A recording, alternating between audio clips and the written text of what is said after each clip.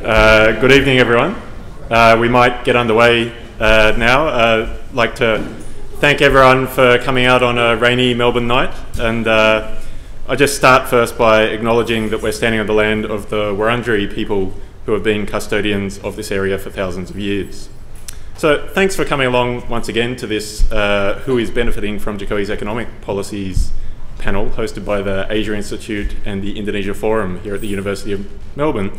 And hello also to everyone watching by the live stream tonight. I'm Dave McRae, for those who don't know me, from the Asia Institute here. I'll be moderating the forum tonight, in which we'll be asking our three very distinguished speakers, very lucky to have them this evening, to delve into how President Jokowi has managed the economic sphere over the first 18 months of his government. 18 months has been a turbulent period in managing competing interests within Indonesian politics, and also facing difficult global economic circumstances. We'll hold over all the questions and answers until each of the speakers has made their presentations, and Dr. Matthew Wai-Poi sends his apologies. He's just running a few minutes late, so we may move him to a little bit later in the order. Again, for those watching on the live stream, if you'd like to ask any questions of the speakers, if you can send your questions via Twitter, just mentioning my Twitter handle, which you can see here, or you can also use the Twitter handle of the Indonesia at Melbourne blog, which is simply Indo@Melb. So with those formalities out of the way, without further ado, I'd like to hand over to our first speaker, who will be Eve Warburton, who is joining us tonight from the Australian National University, where she's writing a PhD on natural resource policy in the Coral Bell School of Asia-Pacific Affairs. You can also find Eve on the Talking Indonesia podcast at the Indonesia at Melbourne blog. She's written quite extensively on resource nationalism, business and politics in Indonesia in a number of online outlets, so Google her after the presentation tonight to find more analysis from her. But tonight, for us, she'll be speaking about the politics of Jokowi's economic policy. So, Eve, over to you.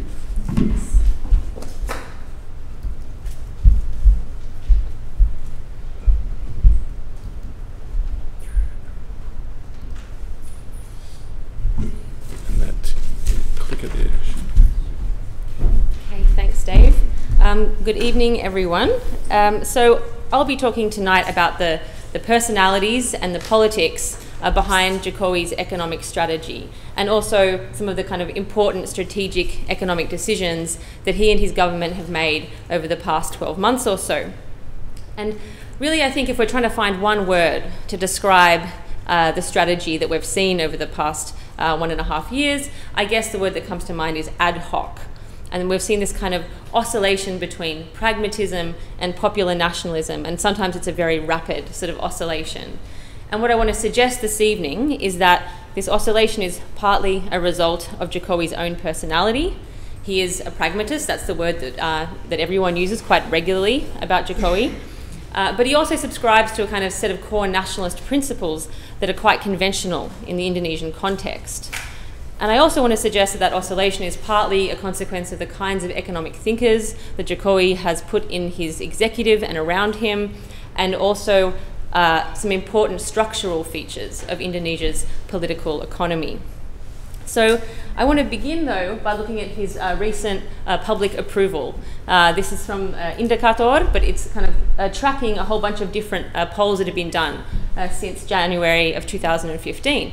And we can see that he's really received a bump in public approval since about June of last year up through October. And what the pollsters are sort of telling us is that that is largely associated with improved public perception of the economy. So the green line is his public approval, and then the blue line is people's perception of the economy becoming better, it's improved economic environment.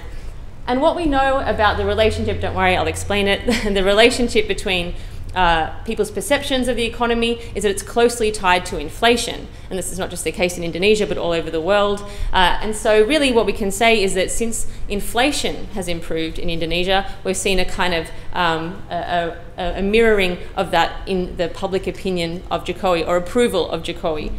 But I think that's not the entire story.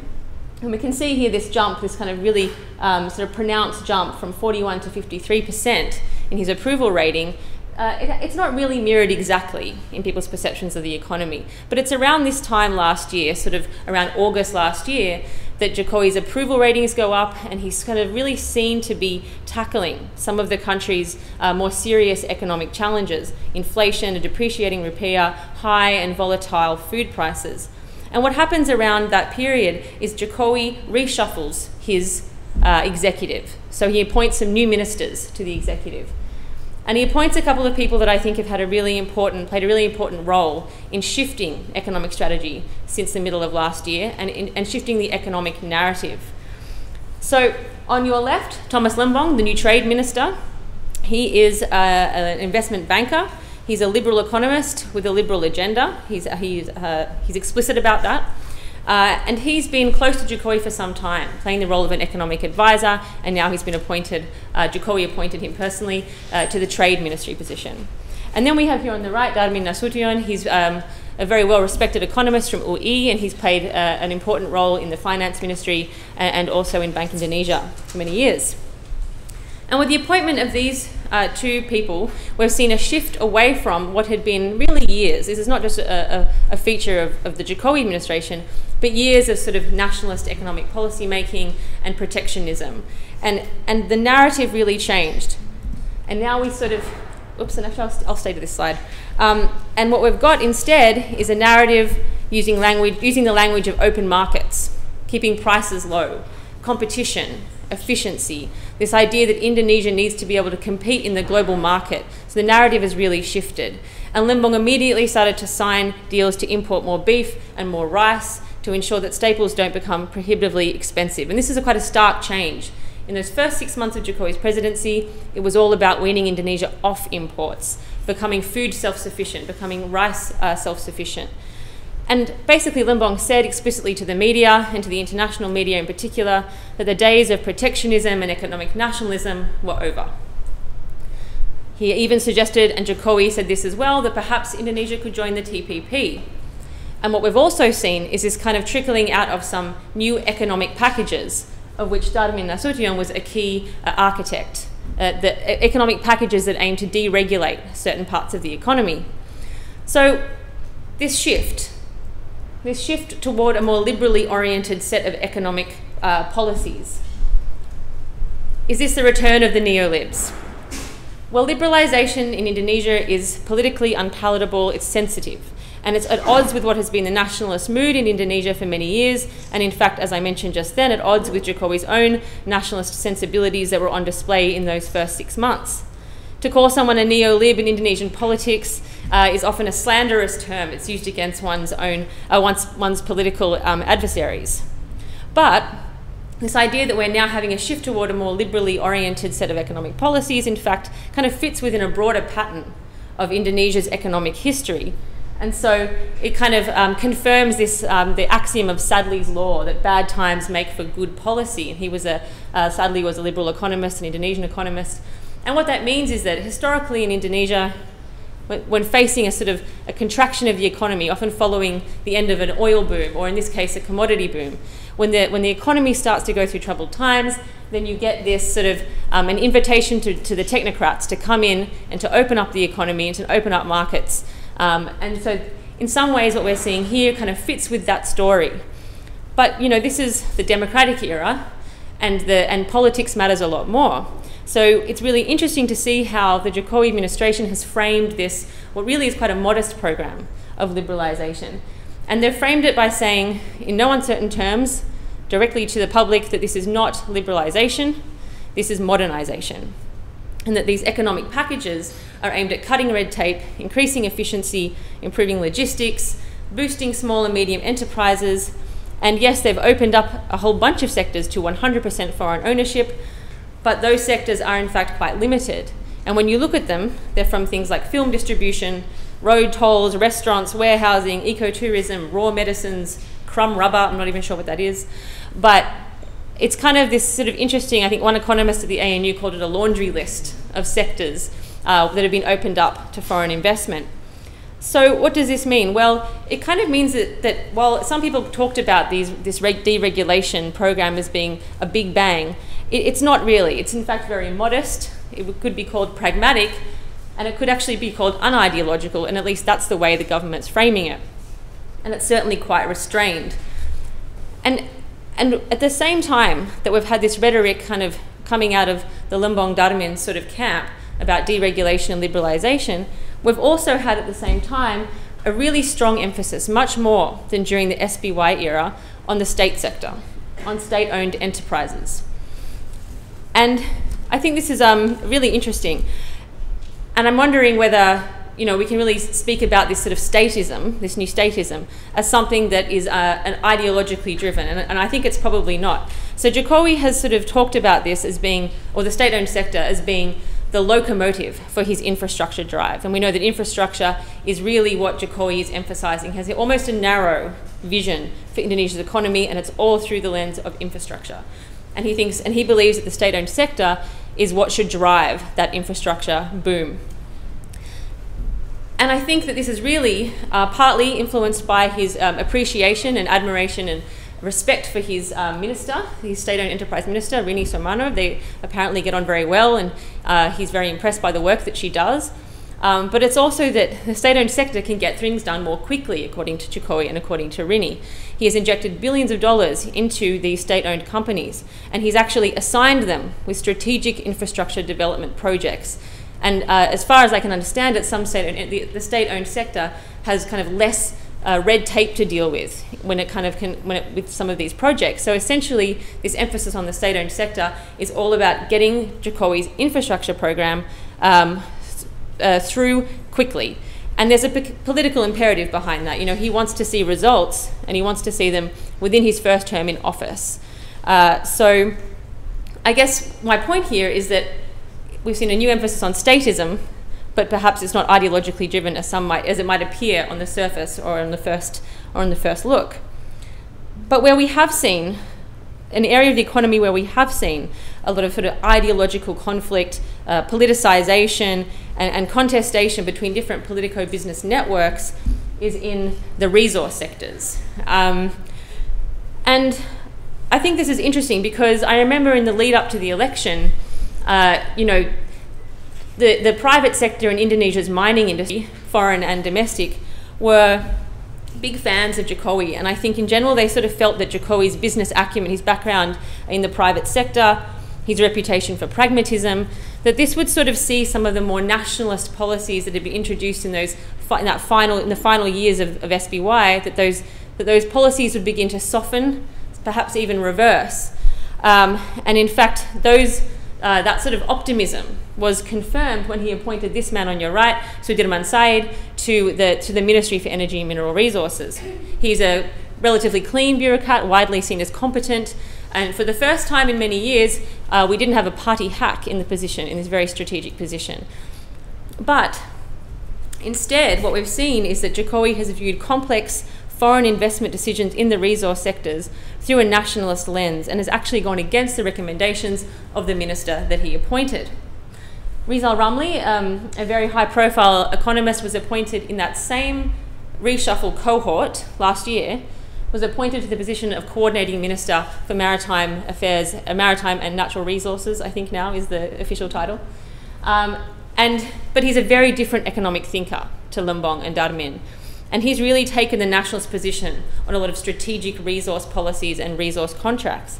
And he's come out and sort of provoked verbal spars with other ministers, particularly Sudirman Said, accusing Said of sort of pandering to foreign interests when it comes to making decisions on foreign contracts, for example. Now, Jokowi has been reportedly angered by the very public conflict between Ramli and other ministers, and particularly with Sudirman Said. And yet, Jokowi has fallen on the nationalist position in many of these cases. So, for example, he's come down hard on foreign investors. He transferred Total's operating license to Pertamina for the Mahakam gas block in East Kalimantan. He very recently denied Inpex and Shell their proposal for an offshore LNG plant in Masela in Maluku, arguing that having an LNG plant offshore, a floating LNG plant, would not bring enough benefit to the local population. And so and this is partly on Rizal Ramli and partly on some other advisors' council, he's decided to force them to build an LNG plant onshore. He also denied Freeport's request for an early contract extension, despite their promise of billions in investment. Now, I'm not saying whether these decisions were necessarily wrong or right. I don't think we know yet. We'll have to wait and see. But he certainly made decisions ignoring the advice of his minister, ignoring the advice of the oil and gas regulator in many instances, ignoring the advice of independent consultants and the companies themselves. And so he's really taken a huge gamble, a huge risk by taking the nationalist position on some of these strategic resource contracts. Now, we also know at the same time that these contracts, these are kind of a rent-seeking prize for politico-business elites in Indonesia. And with the ones that I've just sort of listed there, you kind of get the usual suspects are sort of rumoured to be circling around trying to access and control contracts associated with these projects. You know, the Abu Rizal Bakris, the Surya Palos, even the Yusuf Kallas, the vice president. But I think that people sort of close to the palace and people who work on these issues are kind of quite convinced, and I mean, we're speculating here, but are convinced that in fact, you know, the nationalist position, it really resonates with Jokowi and his populist sensibilities, and it makes sense to him and his sort of political identity, I guess. And we shouldn't be surprised if the president, like many other Indonesians within the political class and also the public, feel very ambivalent about the domination of their resource sectors by foreign capital. And so he is thus influenced by claims that Freeport's mine should eventually be taken over by the state or a local company, or he's convinced that INPEX should be forced to build their LNG plant onshore so that more Indonesians can feel the benefits of a multiplier effect. And these are kind of quite conventional ideas, in fact, amongst lawmakers and policymakers in Indonesia. And so what you get is this kind of heady mix. And it's a mix that I should say has really, this is a story of continuity, not change in the resource sectors. A mix of kind of politics, ideology, and of course rent-seeking as well. So how am I going for time, Dave? Am I looking all right? Okay, cool. Well, I must be speaking at 1,000,000 miles an hour. That's good. Okay. So the case that I've made so far is that, you know, personalities matter for explaining the kind of ad hoc and often contradictory nature of the president's economic strategy.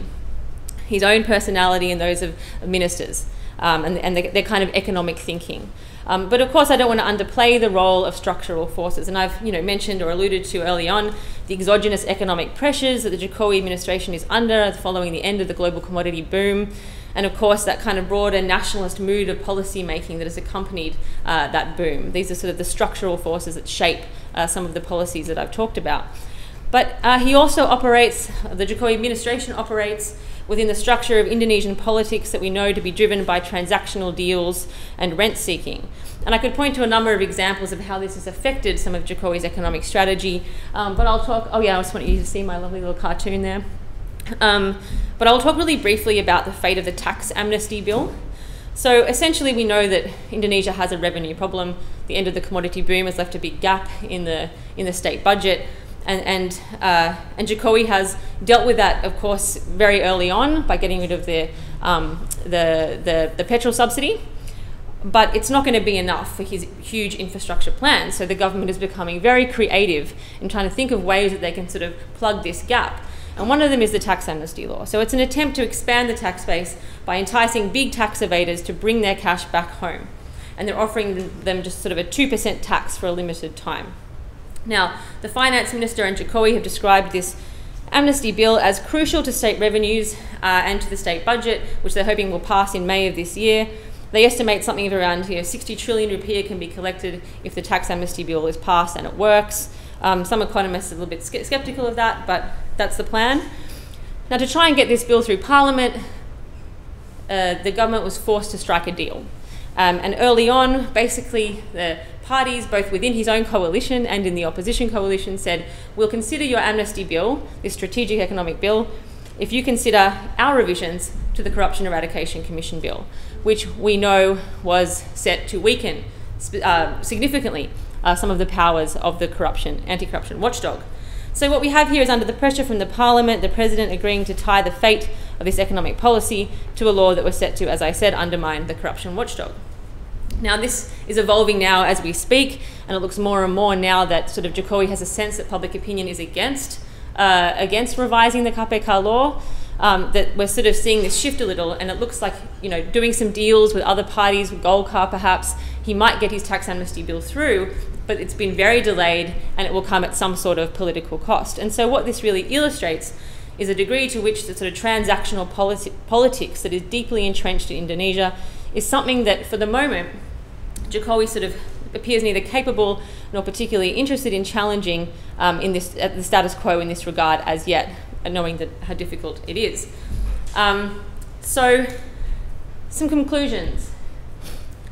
Before you conclude, maybe just for those who don't speak Indonesian, do you want to... Oh, sorry. Yeah, pardon me. Yeah. So this is, I think I really like this cartoon. So we have a member of the parliament, DPR, dressed up in his formal attire, and he's selling pasal. And pasal are the articles in legislation or in the bills. So he's selling them, for a price. And he's saying, oh, with the profits, we can buy a really nice car, right? And so it's obviously, a comment on the kind of the ubiquity of sort of transactional and money politics in the parliament and in the lawmaking process. So, some conclusions. Structural factors are contributing to this sort of rapid oscillation we've seen between sometimes liberal reforms, sometimes statism, and sometimes nationalism. And in many ways, this is kind of a familiar story in Indonesia. But I've also wanted to make the case, or to suggest, that agency is important, and the particular personalities have played a really important role in Jokowi's decision-making and his strategy. And the picture that I painted, I think, really shouldn't be a surprising one for people who follow Jokowi's career or who read Marcus Mitzner's work. He's always called him a pragmatic populist. So sometimes he's pragmatic and he seems to be unideological, seeking quick and simple fixes to complex problems. But in other instances, he appears to be a staunch economic nationalist. But I don't think, or most people don't seem to think, that he is an ideologue, and nor is he beholden, I don't think, sort of perpetually to the demands of a particular rent-seeking group or a particular distributional coalition. I think the president and some of the people around him display a sort of conventional brand of nationalist thinking, and he holds kind of to a few core, if simplistic, nationalist principles. That domestic capital should, as far as possible, trump foreign capital, particularly in the resource sectors, that the state sector has an important and strategic role to play in economic development, but I should say here Jokowi is very keen to sort of create a more efficient state-owned sector. And I think this is sort of, the result is that mix that I've been talking about that kind of produces what appears to be a very ad hoc and unstructured approach to economic strategizing. So the theme of the evening was who benefits? Well, I think we can see that the state-owned sector is a huge beneficiary of the strategy that Jokowi has sort of laid out so far. Now, if he can pull off his rather risky infrastructure plan, investing so much in what we know is to be a rather inefficient and so far quite corrupted state-owned sector, but if he can pull it off, if Jokowi really, I must say here, we should emphasise that he's done a lot more in his first year than SBY did in 10. He's actually seeing serious outputs already. In a recent poll, people, I think over 70% of the population polled said that they were impressed with Jokowi's building of roads. And this is something that has just stagnated in Indonesia for years. So if he can pull that off, well, then the biggest beneficiaries are going to be the punters, are going to be the people of Indonesia. But I think for the moment, the most interesting thing for the short-term benefits of this strategy that he's sort of put into place over the past year is Jokowi himself, because clearly the population have been impressed over the past few months. Thank you very much.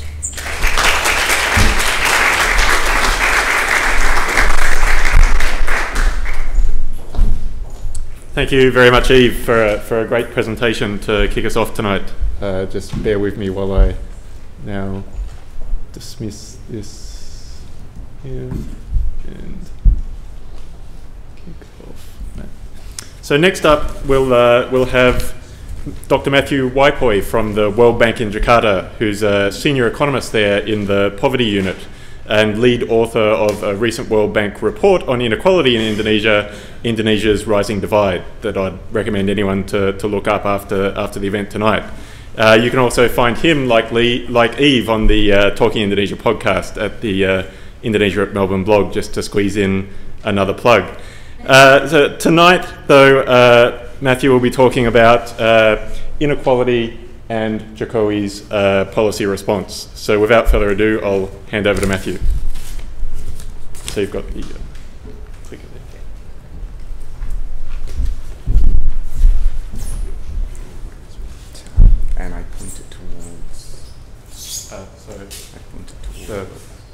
towards the, perhaps even over there. If not, just use the keyboard. Yeah, no, that's fine. That's fine. Okay, thank you, Dave. Good evening, everyone. So that was the interesting, fun political segment of the evening. This is the slightly drier, more boring economic segment of the evening, but we'll try and keep it somewhat lively. Tonight, what I'm looking to talk about is a bit about what's been going on with inequality, economic inequality in Indonesia over the last 10 or 15 years, and why it's been increasing, which it has quite rapidly. And then understanding that context, understanding the context in which Jokowi is looking to respond and assess, well, so far, to what extent anything he's done is having an impact and what the challenges. Move forward, Frank. Move. Just got to be close to this microphone. Okay. Sorry, I'm going to lean over and do this power American political style.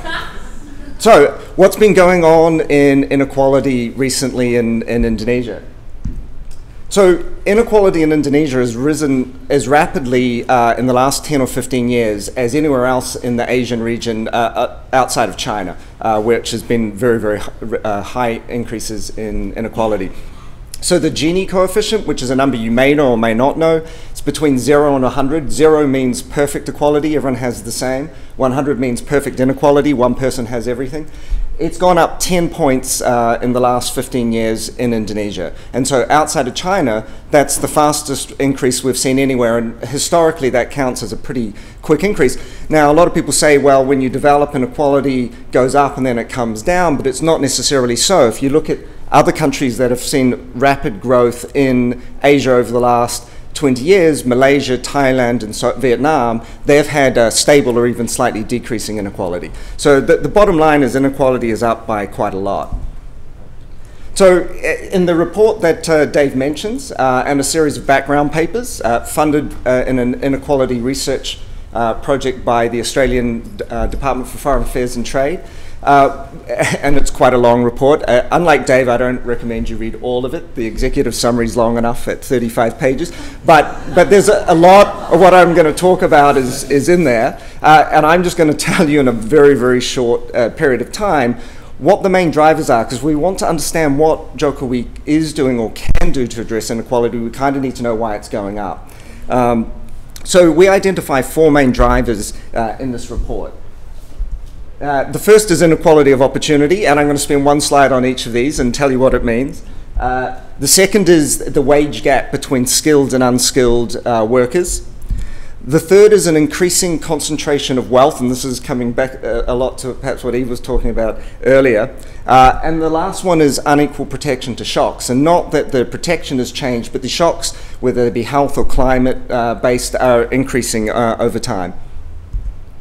So on inequality of opportunity, if we think about all differences in household income amongst adults today in Indonesia, 1/3 of them are explained by what your gender is, your parents' education, what province you were born in, and whether it was an urban or rural location, of which the parents' education is the most important and the location is the second most important. Actually, your gender matters a lot less in Indonesia than in other countries. And so that's, 2/3 of the inequalities due to other reasons. It could be other circumstances, but also how hard you work and your natural ability. So simply, are you born as a male or a female? What family were you born into? I.e., where do they live? How educated were your parents and how rich were they? That describes 1/3 of the differences in income that you'll see when children grow up. So inequality of opportunity matters. And sort of here's how it matters in terms of inequality. So to begin with, stunting is a big, big issue in Indonesia. It's about 37% of children are severely short for their age, which is very high for the region. And what this means is you're going to have slower cognitive development, and as an adult, you're going to have worse health, tend to have lower educational attainment and lower income. But even if and so a number of poorer children don't see the same enrollment rates at junior secondary and senior secondary as richer children do. But even if they go to school, the quality of the schooling, particularly for the poorer children, is likely to be worse than it is for richer children. So even if they stay in school, they're not necessarily getting the same education. And so what this means is they're not developing the same set of skills as people who are born basically into wealthier families and good urban locations. And what does this matter? Well, it matters because in a modern, particularly in this modern globalizing economy, skilled labor is an increasingly higher demand. But in Indonesia, most workers don't have those skills. So if you're lucky and you're born into a good family and you develop a good set of skills, you're going to come out into a well-paying job. Most jobs created in Indonesia are low productivity, informal, low-wage sectors such as agriculture or wholesale and retail service sectors. And so the gap between what a skilled minority worker has been paid versus the unskilled majority worker has been expanding over time. And so therefore there's a measure of inequality for wages in Indonesia, and it's been going up over time. And that's tracking the same trend as income inequality has been doing over time. The third one is the wealth concentration in Indonesia. So this is the total amount of financial and land assets owned by the richest 1% of Indonesians. And so the richest 1% of Indonesians, and this is almost certainly an underestimate because of data issues, owns 50% of all financial or land assets in Indonesia. And as you can see, I mean, to be honest, estimating these numbers is not the easiest task, but you can see that Indonesia is clearly one of the highest in the world. What I don't show on this graph, but we see in the report, is it's one of the 10 fastest increases as well. So it's high and it's rising. Why would we worry about high wealth concentration? This is going to drive higher inequality today and tomorrow, because obviously today you're generating a lot of these capital returns from rents and stocks and so forth, but you're also investing more in your children's health and education, so they'll have greater incomes tomorrow. And finally, when we think about shocks which affect all households, these could be economic shocks, they could be health shocks. Most Indonesians lack the formal risk mechanisms that we tend to take for granted in the West, such as health insurance, such as pensions and unemployment insurance. So for the civil servants and wealthier households, they do have these formal mechanisms. Poorer Indonesians tend to rely mostly on informal mechanisms. So this is mostly borrowing from friends and family, which is often not enough for your shocks. And if a natural disaster, for example, hits a whole community, it's certainly not going to be enough. And so then when you don't have enough to cope with a shock, you start going to bad coping mechanisms like selling your productive assets, such as your livestock, or pulling your kids out of school to save on the expenses and have them work. And so what this means is you've got a high degree of vulnerability in Indonesia. So of all the Indonesians who are poor this year, over half of them were not poor the year before. So the official poverty rate in Indonesia is about 11%. But if you talk about those who are living, and that's about $1.25 or so a day. If you talk about those who are living on around about $2 or less a day, it's about 40% of the country. So there's this much, much larger group of people who are sitting just above the poverty line, and when one of these shocks happens, that drives them down into poverty. Okay, so that's a very, very potted version of why inequality has been going up in Indonesia. And so that's important to understand the economic context in which Jokowi may or may not be trying to address inequality and poverty.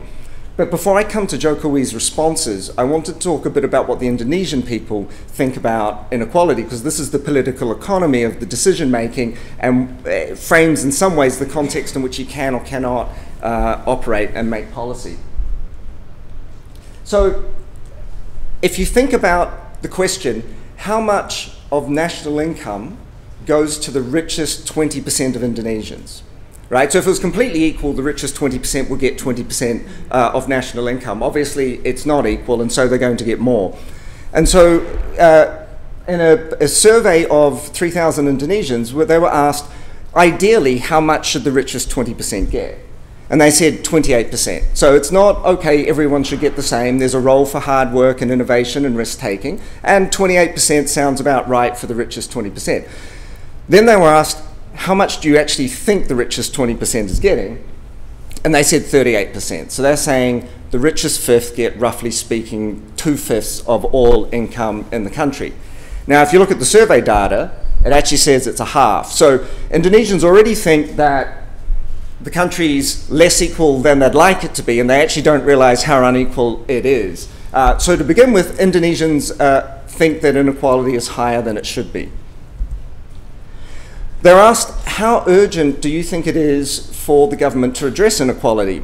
And basically 90% of the country said it's very urgent or it's urgent. So there's very, very broad support. And we've broken these numbers down by income and by education and so forth. And you see this across all types of Indonesians. They think inequality is A, too high, and B, something that needs to be done about. So this is good in terms of Jokowi having the policy space to think about addressing inequality.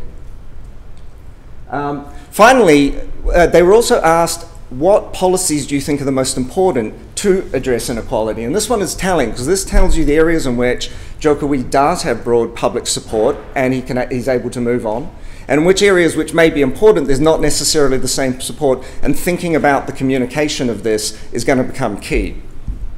So the good news is the two most popular, with nearly half of Indonesians saying this is the three most important priorities, is social protection, so social assistance and social insurance, and it's more jobs.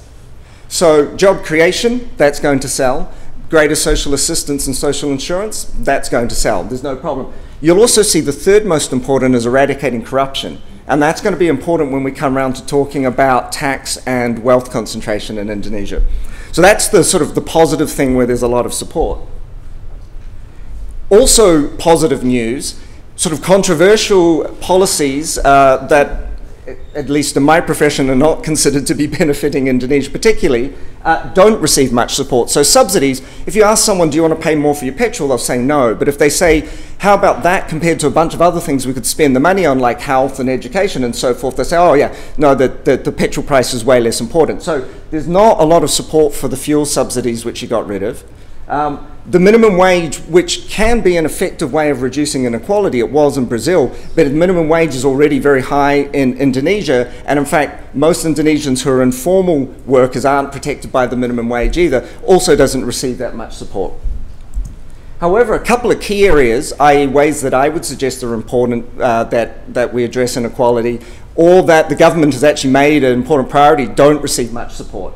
So you'll see infrastructure, which we've talked a lot about, and I actually do think is important, but it's very, very difficult. Infrastructure, mediocre support. Improving schools, and we'll talk about the quality of education, doesn't receive much support. Increasing tax on the rich, and personal income tax is one of the, which is the compliance and collection levels in Indonesia are very low, even by regional standards, receives very little support. And unemployment insurance, if we're thinking about SJSN, the social insurance which is expanding in Indonesia, also receives little support. So that's the political economy environment. So the first section is why is inequality go up. The second section is what sort of policy space, or at least public perception space, does Jokowi have to act in. So let's talk a little bit about what he's done and what maybe he still has to do and the prospects for that. So I do think it's fair to say this administration's shown a lot of interest in tackling inequality. So to plug the report again, after launching that, we were invited in to present the report findings to a full meeting of the cabinet, the central bank governor, the provincial governors, and a lot of the head of the state agencies, which is the first time that an external group had been invited to address the Jokowi cabinet. So they are worried about this. They know it's important. I think the main thing is they don't know how to address it. There are formal targets in the medium-term development plan that's actually got Gini targets, which were formulated before Jokowi came in, but they are quite committed to it, and there's a lot of discussion about, are we going to hit these targets? Now, the answer to that is no, because these targets are incredibly aggressive targets that it would be very, very difficult to hit for anyone. But they do have formal targets that they're monitoring. And I think this is very much to Eve's point about the ad hoc nature of policy making that we've seen in the first year or two of Jokowi. They don't have a comprehensive inequality strategy. And when you think about any policy area, it's going to have distributional effects. And so when policy is made without thinking about who's going to benefit and who's going to be burdened by a particular policy, you can have a lot of policies that are going to have adverse effects simply because you're not thinking about them through a distributional lens. Having said that, I do think some really important actions have been taken. The most important is on spending reform, and I'll show you what a difference that makes very shortly. But there have also been some positive movements on job creation, which is of course a key mobility channel outside of inequality.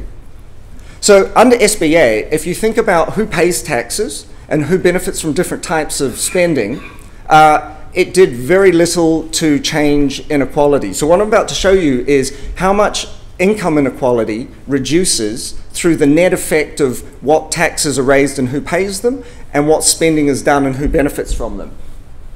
And so in Indonesia, the Gini coefficient's reduced by about 2 points, 2.5 points, through, in 2012, this is, sorry, under SBA, by the pattern of taxes and spending that happened. You see in a number of other countries, and we don't have a lot of the Western countries up here. If you were to look at the Scandinavian countries, the market inequality is a lot higher, but after you take into account the very poor taxes and spending, the final consumption inequality is a lot more equal. So SBA's administration wasn't doing much through taxes and spending to address inequality. Primarily, that's because the spending that was done was being spent in the wrong areas. So don't worry too much about understanding this. The blue bar is a measure of how much inequality is reduced for every dollar that's spent on it. So it's a cost effectiveness at reducing inequality. So obviously targeted cash transfers to the poor, putting cash in the hands of the poor, regardless of what you think about that politically, is going to be the most cost effective way of reducing inequality. Health and education transfers, moderately so. Energy subsidies, almost not at all, because most of that's been consumed by rich car owners. The blue bar is how much is being spent in each of these areas under SBA in 2012. And so the most cost-effective area, social assistance for the poor, is receiving very, very little, even relative to the region, whereas energy subsidies was receiving an awful lot of money. And so this is why you don't see much impact on inequality through fiscal policy. Jokowi has already made important strides in this area. So social assistance, while the spending levels are still low relative to both the region and the developing world, has been expanding both this last year and this year, and is projected to continue to expand. So that will be inequality reducing. Health spending, which is very low in Indonesia, has also been increasing. Now, how much this will do to reduce inequality depends on the type and the quality of that health spending. So the increase in budget is good, but it's not clear what impact that'll have just yet. And the increased infrastructure investment. It may or may not come off. I think that's a good point. But while everyone will benefit, it's more likely to benefit the poor simply because the reduced logistics costs will make prices, particularly food prices, cheaper. And food's about 2/3 of poor household consumption. It'll also play an important role in job creation, potentially. There's also been, and this is driven by A, a need to spend more on infrastructure, and B, falling commodity prices, so a lot less revenue coming from the traditional sectors, a push for increased tax compliance. And to the extent that you can get more of these wealthier households paying more both labour and capital income tax, that'll be positive in terms of reducing inequality directly and diverting funds that can be spent on social assistance and other pro-poor spending. Having said that, they've recently said that they're talking about increasing the tax-free threshold under which you will pay personal income tax. So a lot of the devils are going to be in the detail for this. Policies to stimulate job creation, not as important steps taken so far as in the spending side. There's been a lot of simplification, or at least push for simplification on the doing business. So this could be positive for job creation. There's been some labour market reform. The minimum wage setting mechanism has been reformed. But finally, there's a lot that needs to be done. And the question is, how likely is that to be done? In terms of the, I'm actually this is the last slide, but I want to talk about just a couple of the points. So these are the areas in which I think there's still a lot of work to be done if they want to share the economic benefits of Indonesia's growth more equally amongst its people. The important points to point out are the ones that are going to be either very long-term, very difficult, or face vested interests and a lot of political problems. So the quality of education in Indonesia is incredibly poor. 75% of Indonesian 15-year-olds don't function at the basic reading and writing level. It's one of the lowest in the world. That's a long-term fix, and it's not going to happen probably under this administration. The use of the village funds, there's a massive transfer of resources to the villages. This could be a force for good in terms of job creation, infrastructure gaps and so forth. It could also mean some very, very nice houses for the village head. And so how that's going to play out is going to be important.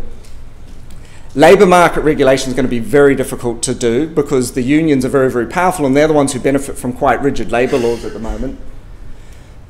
The wealth accumulation is going to be perhaps the most important thing driving this thing in the long term. And to what extent the wealth accumulation that's coming through either rent seeking or corruption can be addressed, even though there's public appetite for it in the political environment that was being explained, that's a big, big question. And this economic nationalism plays into this idea, well, higher rice prices are good for farmers, which are good for the poor, even though most poor are net consumers and spend 25% of the money on rice, and so therefore it's bad. And so there's starting to be a change in understanding about trade policy in terms of who it benefits and who it affects. But there are incredibly large vested interests operating in this area as well as other areas. Yeah, so that's, I guess the potted version is good start in a difficult political context, an awful lot to do, and some really big challenges as to how he's going to go about that.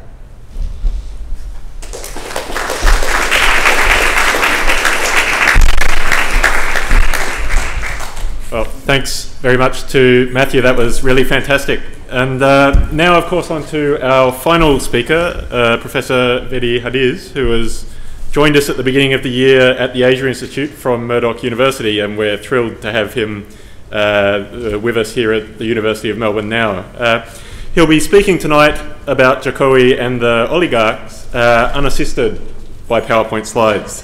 By coincidence, you can't yet listen to Vedi on the Talking Indonesia podcast, but he's a name that needs no introduction in this field, so if you were to look for further reading by Vedi after the lecture, you could turn to either of his two highly influential books in this field, Reorganising Power in Indonesia or Localising Power in Post-Authoritarian Indonesia, the former of which was co-authored with Richard Robertson, or even better, look for his new book, just out, Islamic Populism in Indonesia and the Middle East, which will be launching here later this year.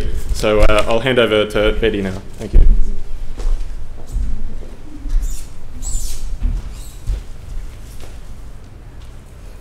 Well, I see my role as sort of linking up the discussion of the economic policy to issues of broader political issues, and specifically those that deal with the oligarchy.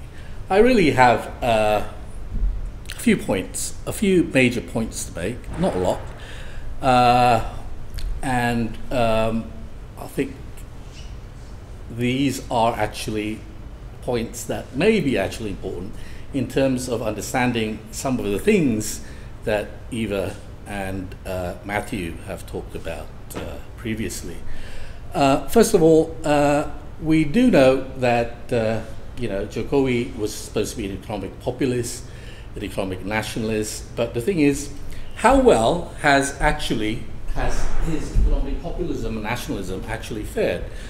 Now, we saw that it's actually been, ad hoc, as you put it, sort of moving back and forth between, as you put it, neoliberalism and nationalism. But then again, that reminds you of the Suharto period, where there was always these technocrats, floating around, actually latching on to the World Bank, sorry, Matthew, but not really having a social base in Indonesian politics.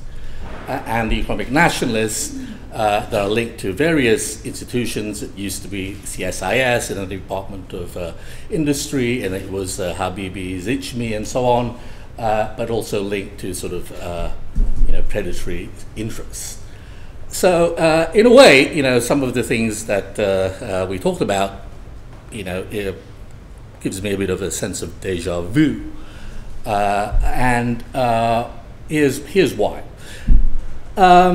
First of all, I think that, for better or for worse, and I know that, economic rationalists, again, excuse me, Matthew, may not like the idea, the label of economic populism. So for better or for worse, he hasn't really been able to push that economic nationalist agenda that he had promised, his campaign, right? And for me, there are three reasons for this, at least. One is one that is, incredibly material and tangible, and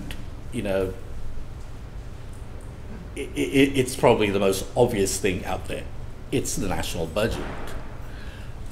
He has, like any Indonesian president, he has to deal with a national budget that has a particular amount of money in it. It's structured in a particular way, and its manner of disbursement and allocation actually infringes on a lot of very, powerful vested interests.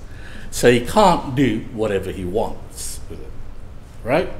Now we know that, at least prior to the reduction of the fuel subsidies, that something like 70% to 80% of the national budget came out to pay for, regular expenses like salaries of officials, debt servicing, and the fuel subsidies itself. So basically, there wasn't much to support all of his, signature social policies. I mean, the health thing got up, but we know that the implementation has been problematic. If we talk to people who try to access this particular service, so there wasn't really a lot of money to go around to go into, to invest in social welfare, to social spending. Plus, you've got, of course, the infrastructural projects, which is also important in terms of his, economic nationalist sort of vision. Right, so of course, as I think Eve and also Matthew talked about, the way out, it seems, has been to attempt to expand the tax revenue base, especially given the fact that it is, we are facing a condition whereby it is probably inevitable that Indonesia is facing a structural decline in terms of resources-based income. Okay, so how do you deal with it? It's taxes, and of course, it's not just the Indonesian government that says we don't have any money, so we'll tax. But of course, in the Indonesian case, the problem is always the government has not been able, hasn't had the capacity to tax very effectively. Now. The targets for next year is that the tax revenues will be 28% higher than it is this year, and I think this year it didn't reach its target. So that is really in the realm of fantasy, I think, in a lot of ways. Even with this tax amnesty business, which, look, nobody knows how that's going to go. And I think if I had lots of money in the Cayman Islands, I'm not quite sure whether I'd be attracted to tax amnesty, which is being offered probably by property in Paris and London or Melbourne, rather than take too much advantage of that. So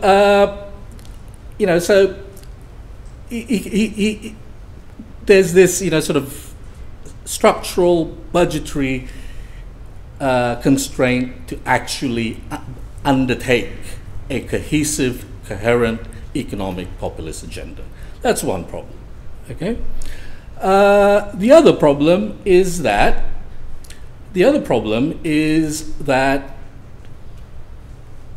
he is, although he came to power as somebody who was a political outsider, the first president of Indonesia that wasn't cultivated by the oligarchy.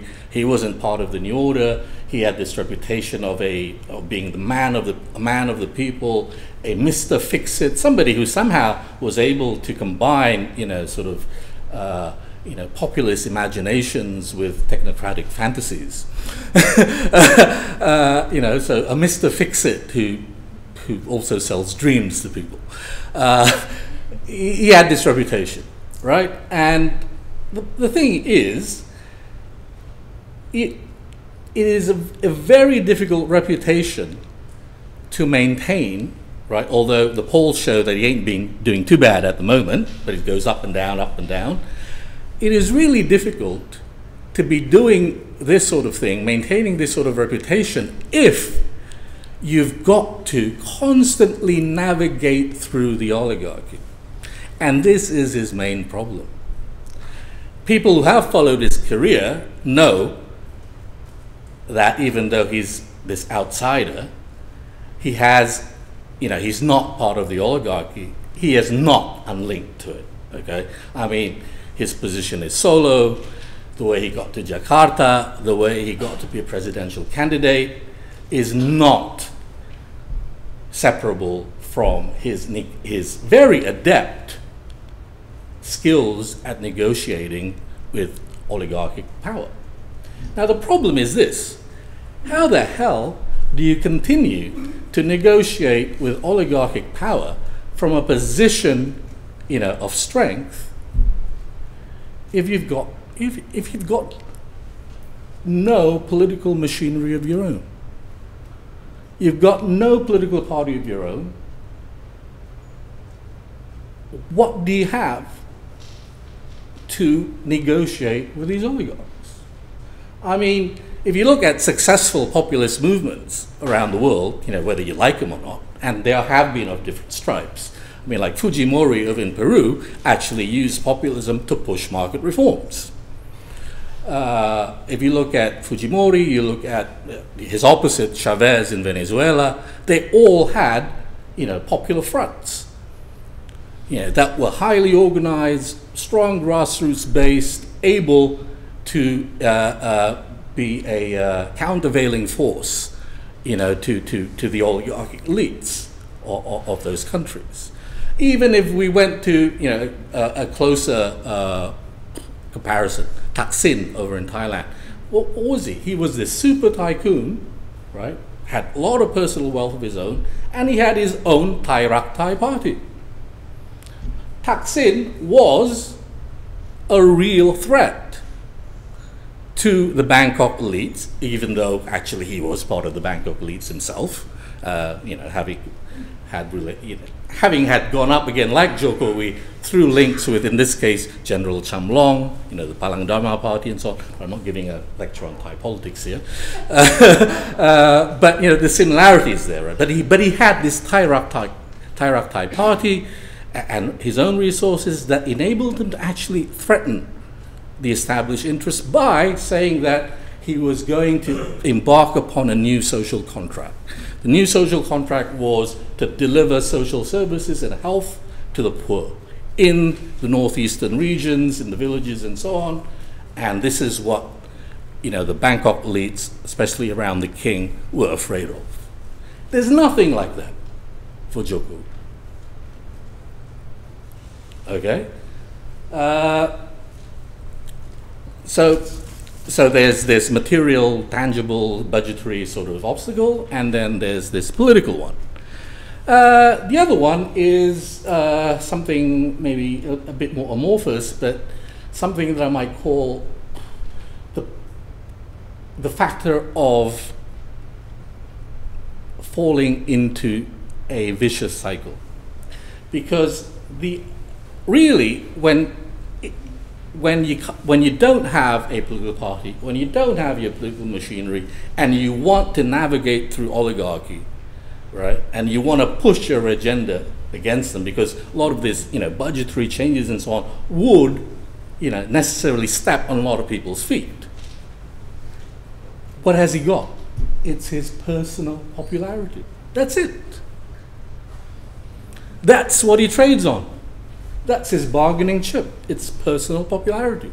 And as Eve showed, it's gone up and down, up and down. It happens to be pretty good now, but look at when the fuel subsidies were cut, right? I mean, immediately, of course. I mean, quite predictably, his popularity went down. Okay, so the problem is if he does get into this vicious circle, which so far he's been able to evade, and that is this.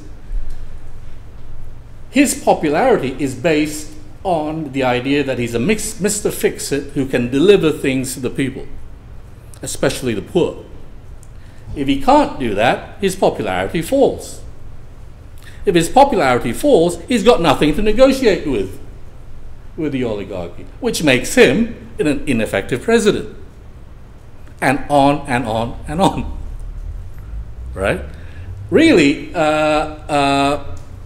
you know, we thought, or not we thought, but a lot of people thought that, well, maybe, you know, these so-called, volunteer groups that he had, you know, that helped him in getting elected, were this alternative force, you know, were the proto, you know, popular front and, or, you know, populist popular front that he could use to deal with the neolibs and the nationalists and you know, the established interests.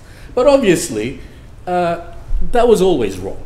Okay, I mean, I'm sure that a lot of these people were genuine reformers who, you know, supported Jokowi because they were just sick and tired of the old faces.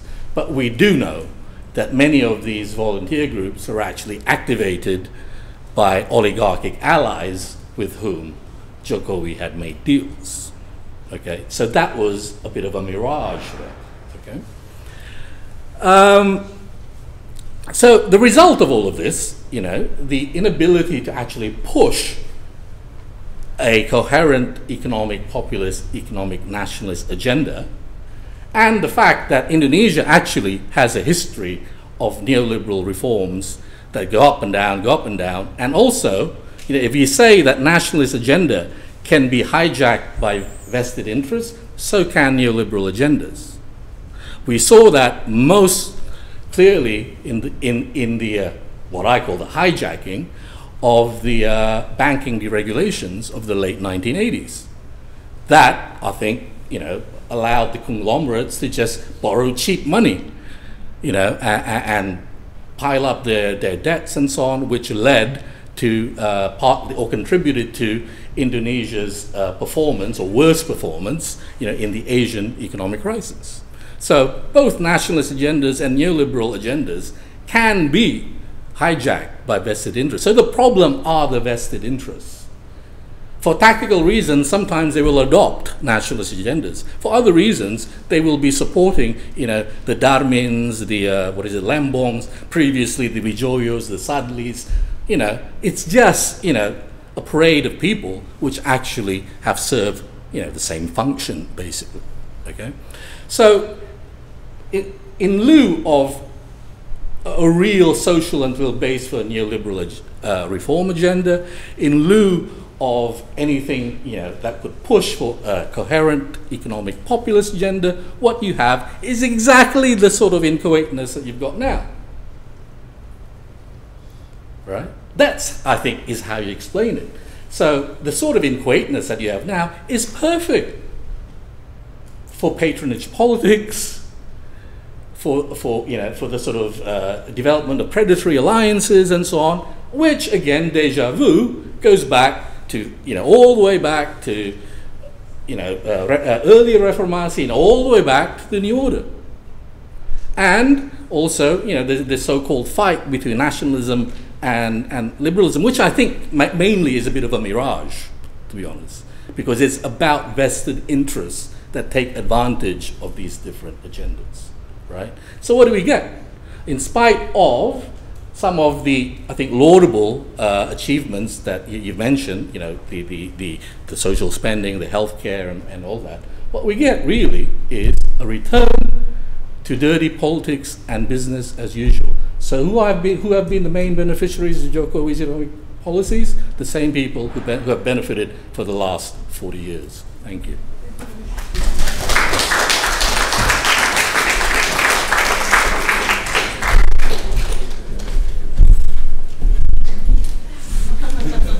Thank you, Vedi, for a very provocative rounding out of our discussion before. I'll hand over to questions now. Before I turn it over to the floor, we do actually have one question that's come in over the live stream, and I'd encourage anyone on the live stream who also wants to submit their questions to jump on Twitter and put them in via Indo@Melb or my Twitter handle, Dave McRae, with an underscore in either end. But we have one first from Rachel Diprose for Matthew Wai-Poi, asking whether your data on inequality shows particular concentrations of greater inequality, either geographic or in particular groups, that suggest that there are particular segments of Indonesian society that face, I guess, extra barriers to I guess, increasing their wealth, getting ahead in the economy. So we might grab another question from the floor before we ask Matthew up to answer that one. I'd just ask anyone asking a question just to state your name and indicate which panellist your question's for. So I'll turn it over to anyone who'd like to ask. Yeah.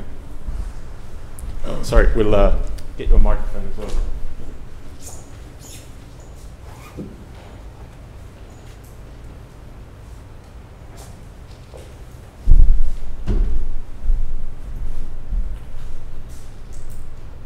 My name is Sastra. I'm from ABC International.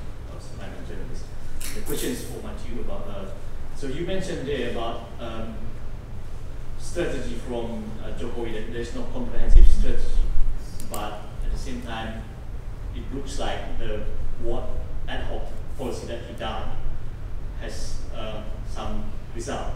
And so I want to know how comprehensive the strategy that SBY did when he was 10 years as a president and still missed that big point, and compared to what Jokowi is thinking now ad hocly, you mentioned, but when he hits the target, and why he did that. Okay, so for anyone on the live stream, just quickly, who may not have been able to hear that question, simply asking to compare the strategies of Jokowi and SBA, looking that Jokowi has achieved some results on inequality with an ad hoc strategy, and asking of the how comprehensive Yudhoyono's strategy was and what results were achieved there. So first two questions for Matthew, a busy start to the night, so go ahead.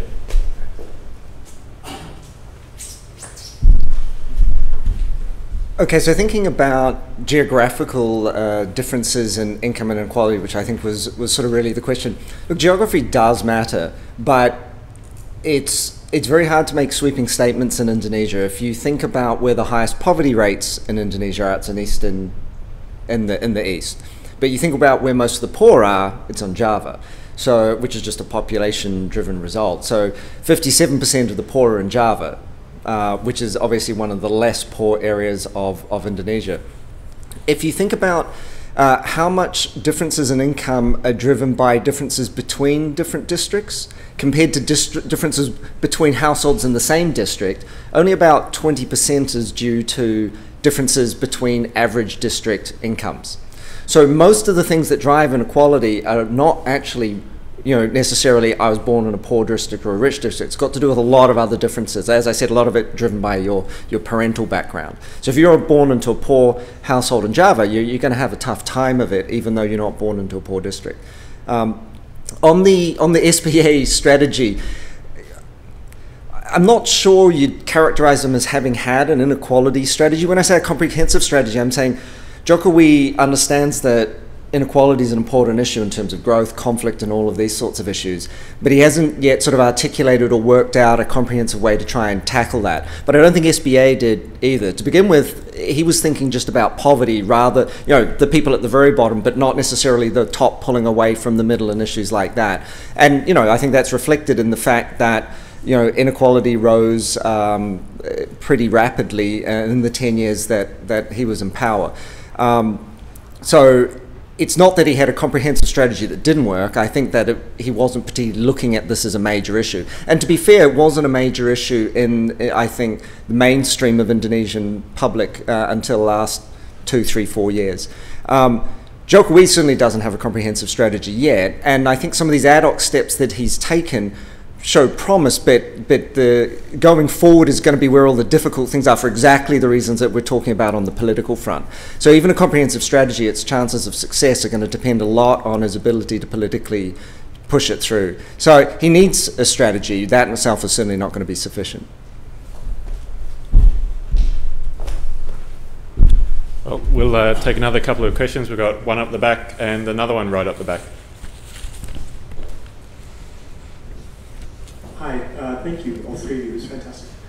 My name is Brian Kraft. I'm a consultant based in Jakarta. My question goes to Vedi, actually. I was wondering about the political mechanisms that you're talking about. Jokowi not having a vehicle, a party, in which to exact leverage over the oligarchs. What is your anticipation of his ability to accumulate some sort of a vehicle, whether that be aspects of PDIP, whether it be whispers of possibly a shell party at some point going ahead to the 2019 election? What are his prospects for being able to gain political leverage and a vehicle going forward? Thank you. And there was another one on the other side. Question at the back there. Just we'll take two at a time. Thank you for all the presenters. My name is Jessica Katarina. I'm from law school, Melbourne.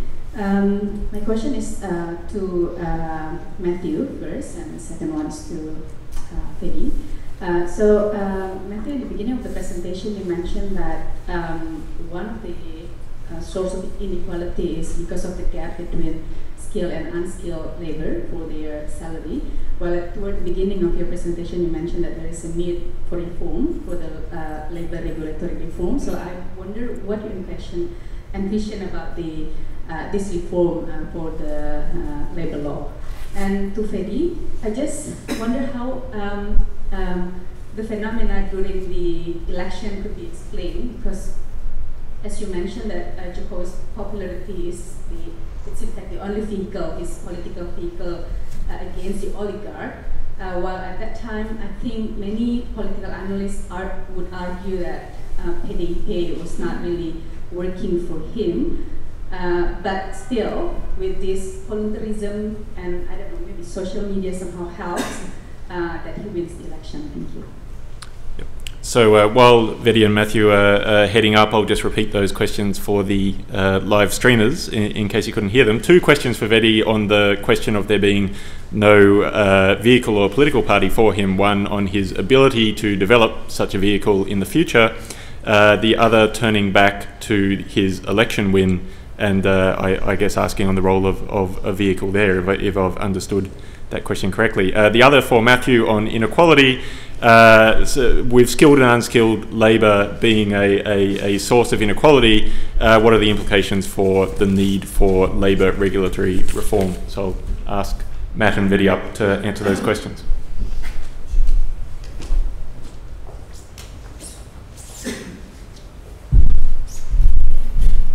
Yeah, you're right. Standing up here, you feel like you should be running for the United States presidency or something like that. I mean, it's like Donald Trump, the Republican convention.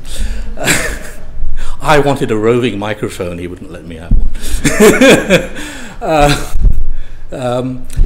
About a vehicle, yes, I think that it makes sense in the longer term, for him to be thinking of establishing his own vehicle, right?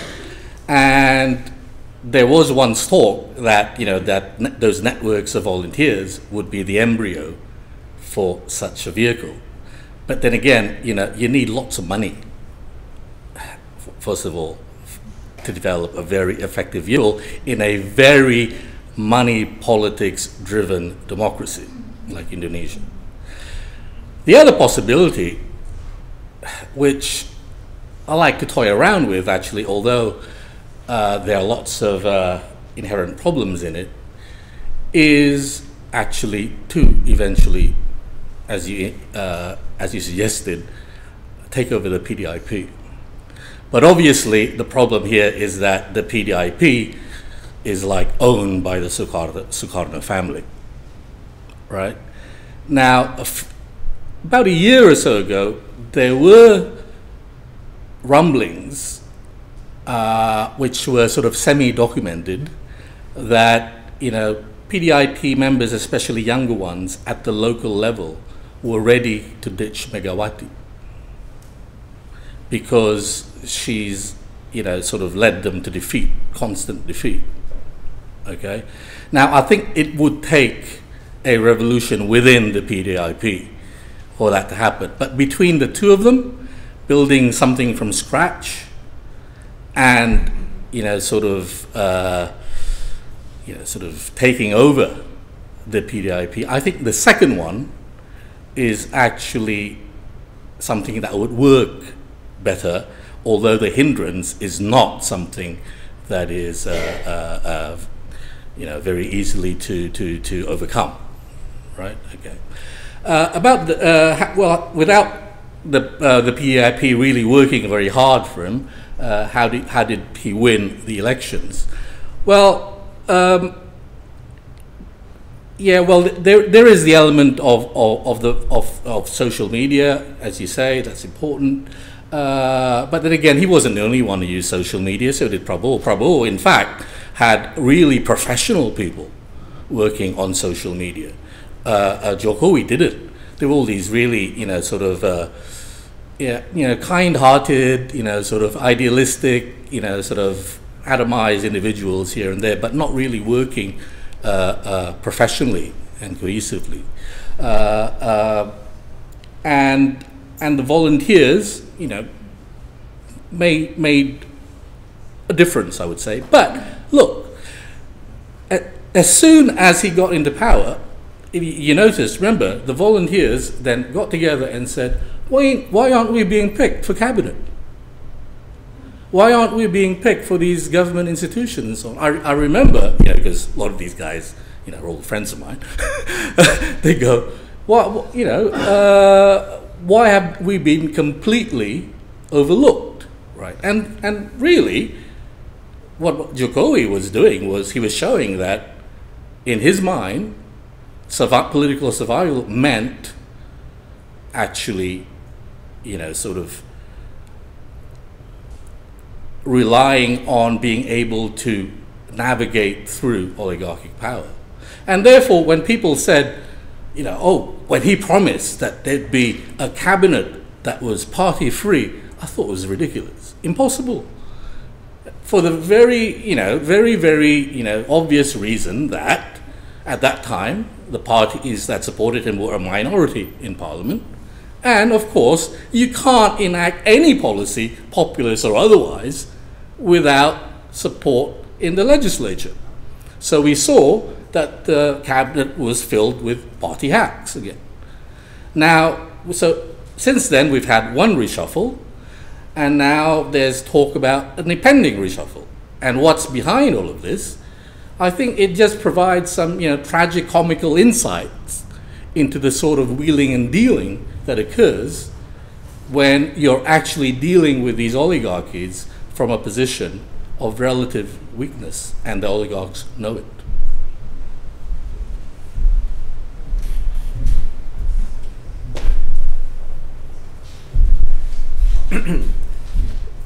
So actually there's a difference between skilled and unskilled workers and formal. It's always harder coming after the fun political stuff and then getting to talk about dry labour economics. But so the skilled unskilled gap is not something you're going to address through labour market reform. That's more about developing higher quality of education in the long run and second chance and on-the-job training for existing workforce to bring their skills up. They're never going to be skilled workers, but to more semi-skilled, and creating more semi-skilled jobs. In Indonesia, you see what we're calling a premature deindustrialization. So manufacturing is actually starting to drop as a fraction of the economy, which you see in the West, in developed countries, but there it tends to happen at a later stage and you move towards high-end service economies. And Indonesia, where it's coming out of manufacturing, getting into low-end service, and so you're not necessarily creating any new semi-skilled jobs. So that's a different issue. The formal, informal, and it's related because skilled workers tend to be formal and unskilled workers are more likely to be informal. The issue there is about worker protection. So formal workers have a contract, they're protected in theory by the minimum wage, by the severance laws, and so forth. And so Indonesia has some of the most rigid labour laws in the world. The severance rates required to fire people are very high, for example. And so that discourages the creation of formal jobs. And so you get people who come in, they don't have contracts, and they don't have these protections. The problem is that a lot of employers don't follow those formal rules. And so even if you have a contract, and many formal employers don't necessarily do it, employees don't have it. If you get fired, you don't necessarily get any or all of your severance anyway. So you've got these labour protection laws that aren't protecting. Firstly, 55% of workers are informal. So they're not, the majority of Indonesian workers are not protected by the labour regulations. And then the vast majority of the formal workers, the compliance levels are so low, they're not protected either. So you've got a set of rules that mean people don't want to create formal jobs with the, in theory, protection that they bring, at the same time as these rules don't protect most people. The problem with the likelihoods of reform is there's a small number of the formal workers who are represented very vocally by the unions who do very, very well. And anyone who's lived in Jakarta and has seen what the unions can do to shut down the city by parking 10,000 guys with motorcycles on the roads, is they're a very vocal minority who are looking after good protections for them. So the labour market reform is more about saying, how do we protect the 90% of Indonesians who are not being protected well by these laws in a way that will encourage employers to create more of these better jobs.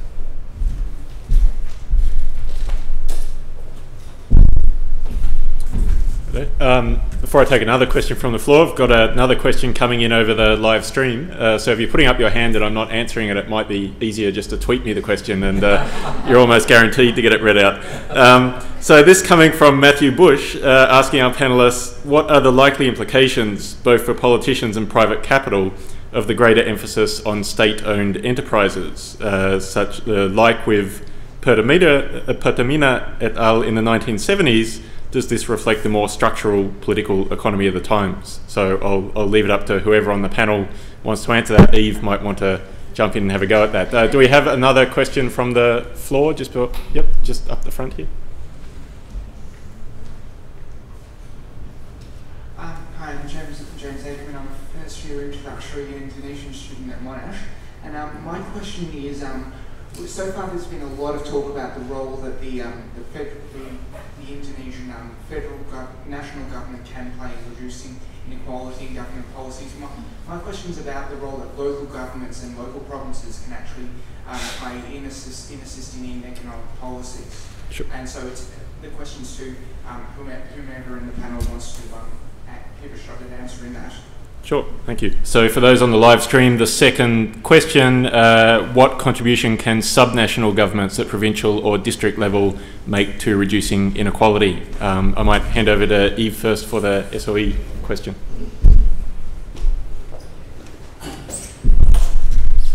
Thanks, Matt. I know Matt. He's a colleague of mine. Thanks for listening. So the long-term implications of this kind of new emphasis on the state-owned sector. So a couple of things. I mean, we have to remember that this is kind of part of a vision that Rini Somarno and Jokowi have got also for improving the efficiency of state-owned enterprises. So it's not just that, I mean, they're very aware of the fact that this is a sector that is kind of stagnated, it's highly inefficient, it's full of sort of, corrupt bureaucrats. And so there's this idea that they'll simultaneously, as they pump billions of rupiah into the sector, they're going to be improving the monitoring. But, there's literally hundreds and hundreds of state-owned enterprises across the country, and so it's a really difficult task. So I guess, long term, two things. First of all, it looks as though that even when you're pumping all this money into the state-owned sector, they're going to have to partner with the private sector in a lot of this infrastructure building. They simply don't have the capital or the capacity to sort of complete all the projects that are in the pipeline. And so you could see a kind of, an opening up of space to some extent for domestic private construction companies, perhaps long-term foreign companies, perhaps if it becomes clearer and clearer that this gap in infrastructure just simply can't be filled by the state-owned sector. Pertamina was mentioned as well by Matt, the state-owned oil company. The future of Pertamina, I think, is an interesting one. There's certainly still a very sort of strong lobby group around Pertamina that would like to see this company sort of return to the glory days. It was a very corrupt company, but see it return to kind of to the role of a regulator that it used to hold during the Suharto era. And there's a law sort of being discussed. It's being discussed for years now in the DPR, and there are some sort of factions in there who would like to see the regulatory capacity returned to the state-owned enterprise. And I'm not sure that that's actually realistic. I think there are a lot of really realistic people working in some of these big state-owned companies who do have a vision for a more efficient state-owned sector.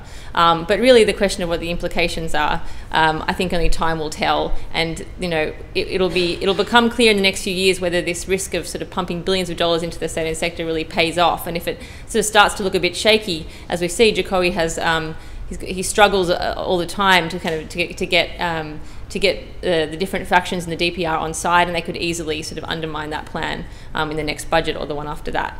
So yes, thanks.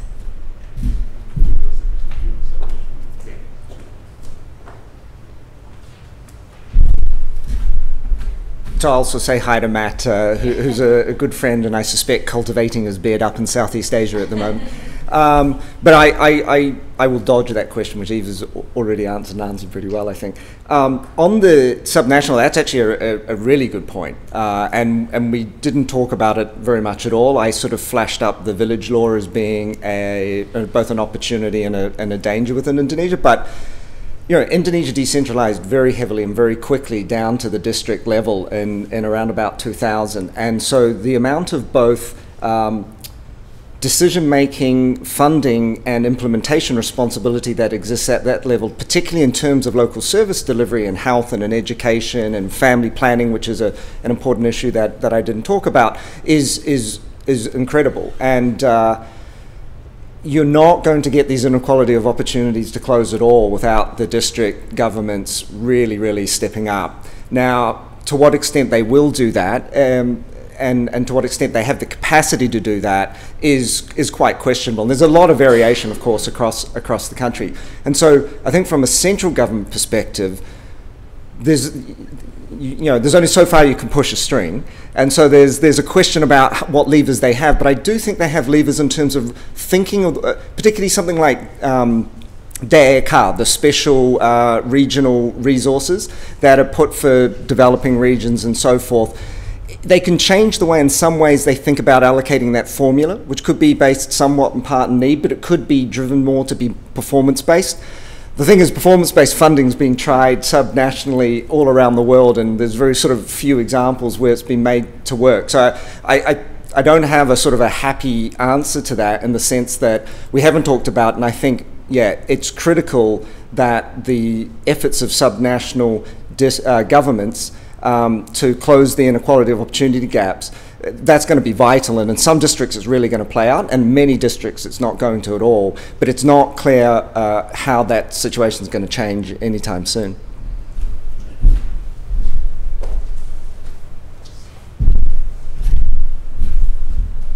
On the subnational question, I happen to have written a book a few years ago called Localizing Power in Post-Authoritarian Indonesia, which actually deals with political economy of decentralization. I'd just like to add a few things. I agree with what Matthew said in terms of the capacity and all that. First of all, you've had this big bang decentralization, but very few of the 400 plus district level governments in Indonesia actually are sort of economically self-sustaining. Most of them, the vast majority of them, are dependent on reallocation of funds from the national budget. Okay, so that places a constraint on what they can do. Okay, that's a technical one. Here's the political one. If you look, to the majority of cases in Indonesia, and I don't want to overgeneralize, because you've had some good local leaders, but they've also been limited in what they could do. But by and large, the main beneficiaries of decentralization in Indonesia have been local businesses, local bureaucrats, local politicians, local gangsters. And they sort of overlap in a lot of these categories. So I did, sort of research, particularly in East Java and North Sumatra. And of course, North Sumatra is particularly well known for, its gangster sort of dominated politics. But I actually think that it just represents a sort of clearer example of a phenomenon that you can see across Indonesia, where really it's been those people who, during the New Order, they were sort of like in the third or fourth echelons of power. Decentralization has pushed them up. They're into the second and first echelons of power. They can get into the national, like Jokowi, right? So given that, sociologically these people were cultivated within a sort of New Order system, and also their successors, the younger people, socialized, within a system whereby, office is for rent seeking. It's kind of hard to think about them, putting, sort of social justice up on the agenda beyond the rhetorical aspect of it. For them, really, especially since winning a local office is more expensive than ever now. It's expensive. It costs huge amounts of money to win a local office, even in a poor region. And you got 5 years to basically recoup all that money that you spent, and to pay back the people that you owe money to. Remember, a lot of these guys are gangsters. You don't want to borrow money to these sorts of people. So that actually kind of facilitates sort of more predatory activity at the local level. But then again, you've got regions that are resource rich. Kutai Kartanegara, is the richest district in Indonesia, but not in terms of its people, in terms of its resources. Its regent, former regent, Shawkani, who was head of the National Association of Regions in Indonesia, ended up in jail for corruption. And in fact, you see that since SBY's time, they've been, I don't know what the figures are now, but it's up to the definitely tens of regions that have been prosecuted for corruption. So basically, what's happened with decentralization, apart from decentralizing of authority and so on, is also the decentralization of corruption.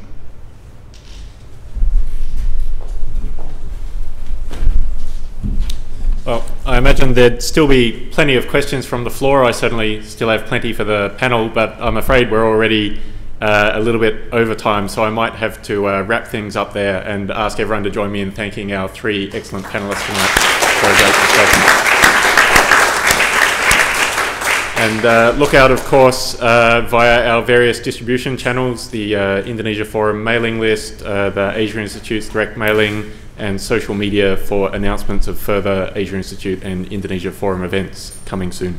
Thank you. Good evening.